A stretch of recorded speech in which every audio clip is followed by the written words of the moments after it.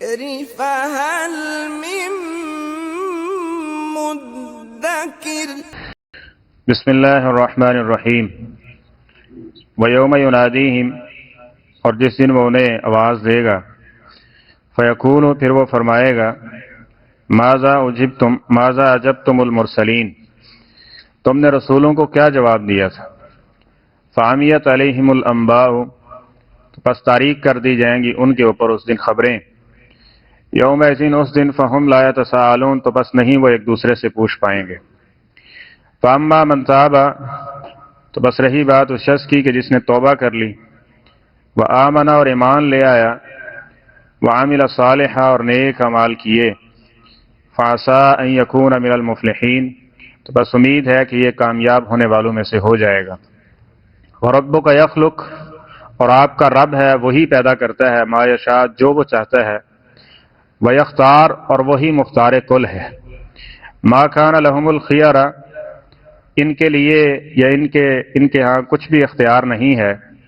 سبحان اللہ، اللہ تعالیٰ کی ذات پاک ہے، وتعالی، اور وہ بہت بلند ہے، اما یشرکون، اس سے جو وہ شریک ٹھہراتے ہیں اس کے۔ وربک یعلم، اور آپ کا پروردگار جانتا ہے، ما تکن صدورہم، جو چھپائے ہوئے ہیں ان کے سینے، وما یعلنون، اور جو وہ ظاہر کرتے ہیں۔ وہو اللہ، اور وہ اللہ ہے، لا الہ الا ہوا، اس کے علاوہ کوئی معبود نہیں مگر وہی ہی، لہ الحمد فی الاولی والآخرہ، اسی کی تعریف ہے دنیا میں بھی اور آخرت میں بھی، وَلَهُ الْحُكْمُ، اور اسی کا حکم ہے، وَإِلَيْهِ تُرْجَعُونَ، اور اسی کی طرف تم لوٹائے جاؤ گے۔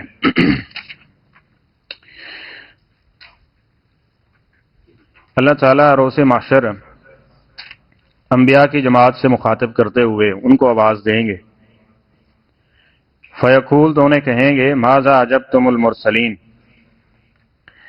رسولوں کے ساتھ پہلے یہ مکالمہ ہوگا، ماذا اجبتم، جس کا ذکر ہم پیچھے پڑھ رہے ہیں کہ تم بتاؤ تمہیں کیا جواب دیا گیا تھا۔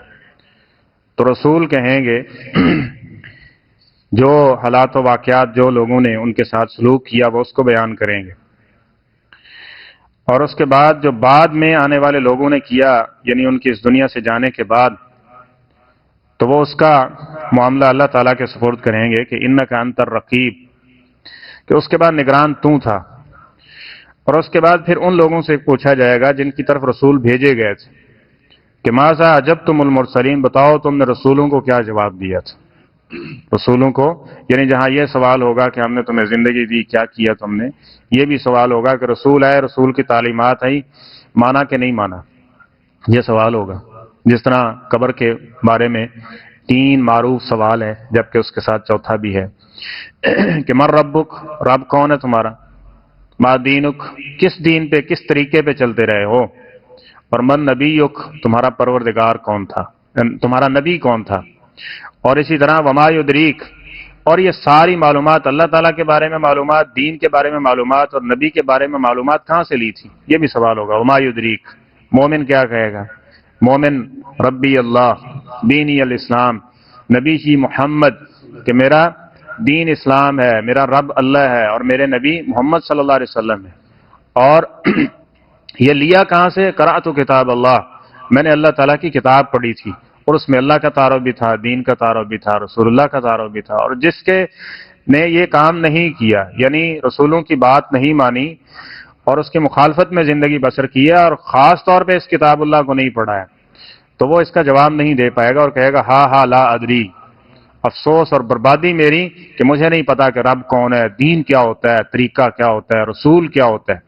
ٹھیک ہے، تو فرشتے اس کے بارے میں اس سے چوتھا سوال نہیں کریں گے، اس کو کہیں گے لا تلیت ولا دریت، آج تیرے لیے بربادی اور ناکامی ہو، تو نے کبھی تلاوت بھی نہیں کی تھی اور تو نے کبھی سمجھنے کی کوشش بھی نہیں کی تھی کہ دین کیا ہے، طریقہ کیا ہے، اور رب کون ہے اور رسول کون ہے۔ اس لیے ان چیزوں کو پڑھنا یہ بہت ضروری ہے، قیامت کے دن یہ سوال ہوگا کہ تم نے رسولوں کو کیا جواب دیا تھا۔ اور اس کے بارے میں آگے آپ جانتے ہیں حدیث میں، جس کا میں نے اشارہ کر دیا اس کا خلاصہ، کہ پھر اگر اس نے جواب دے دیے تو اس کے لیے کیا انعامات ہیں، اور اگر اس نے جواب نہ دیے تو پھر اس کے لیے کیا سزائیں ہیں۔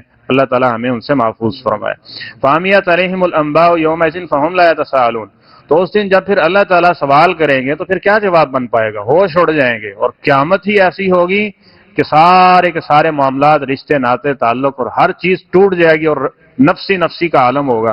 اور پھر جب اللہ تعالیٰ کسی بندے سے مخاطب ہوگا ذرا اندازہ تو کریں، پھر اس سے پوچھا جائے گا ماذا اجبتم المرسلین، بتا تو نے کیا رسولوں کو جواب دیا تھا. رسول تیرے پاس آئے، انہوں نے تجھے حکم دیا، تجھے تعلیم دی، تو تم نے اس کا کیا جواب دیا تھا؟ اگر اس نے نافرمانی اور بغاوت کی تو کیا اس کے ہونٹ ہل پائیں گے وہاں پہ؟ وہ اللہ کے سامنے کوئی اپنی زبان کو جنبش دے پائے گا؟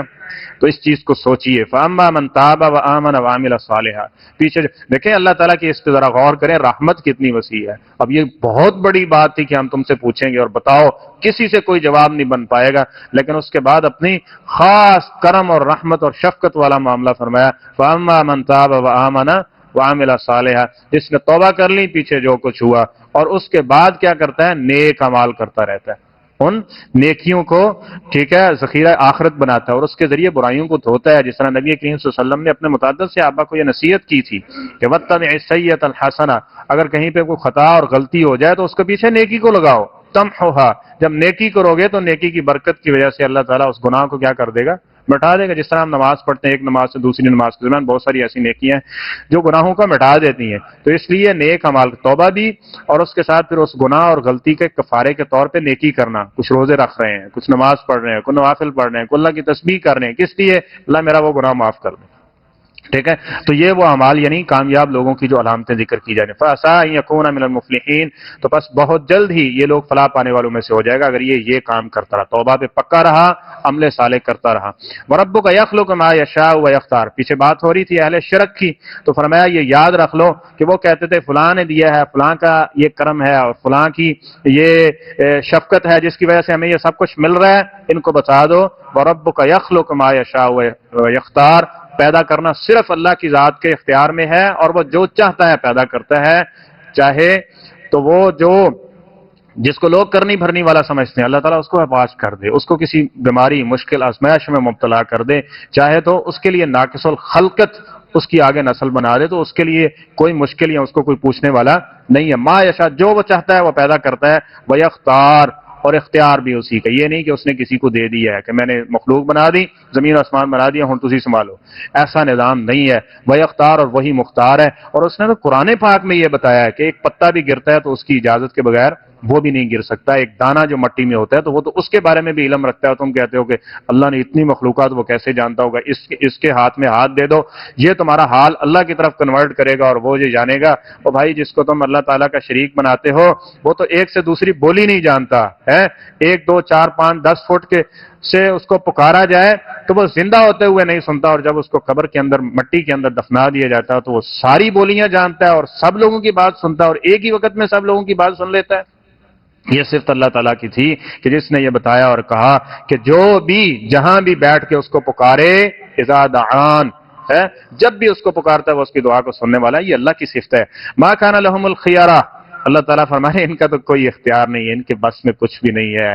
جس طرح نبی کریم صلی اللہ علیہ وسلم کو آپ دیکھیں نا، سب بشر میں سب سے افضل البشر ہے، نبیوں میں بھی سب سے افضل ہے، سید ولد آدم ہے.